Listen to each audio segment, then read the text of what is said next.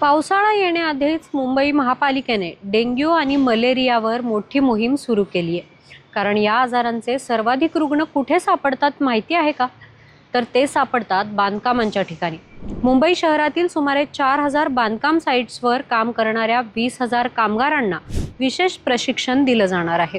या प्रशिक्षणामध्ये कामगारांना डेंग्यू आणि मलेरियाची लक्षणं ओळखणे, ताप आल्यास त्वरित चाचणी करणे आणि डासांची उत्पत्ती रोखण्यासाठी आवश्यक उपाय शिकवले जाणार आहेत. अनेकदा ताप आल्यावर लोक मेडिकल स्टोअरमधून औषधे घेऊन ताप दाबतात, पण त्यामुळे मलेरिया किंवा डेंग्यू उशिरा लक्षात येतो आणि उपचारांना विलंब होतो. म्हणूनच पालिकेचा भर आहे की ताप आला तर लगेच चाचणी करा. प्रशिक्षणानंतर या कामगारांना आरोग्य मित्र म्हणून ओळखलं जाणार आहे.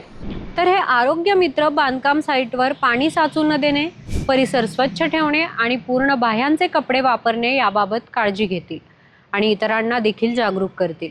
याशिवाय शहरातील डेंग्यू आणि मलेरियाग्रस्त भागांना GIS टॅग करून हॉटस्पॉट ओळखले जाणार आहेत. म्हणजेच यंदाच्या पावसाळ्यात मुंबईत डासांवर नियंत्रणासाठी प्रशासन तर सज्ज झालं आहे आणि या लढाईत आता 20,000 आरोग्य मित्रही सहभागी होणार आहेत. यावर तुम्हाला काय वाटतं? कमेंट करून नक्कीच सांगा आणि पाहत राहा न्यूज डॉट्स.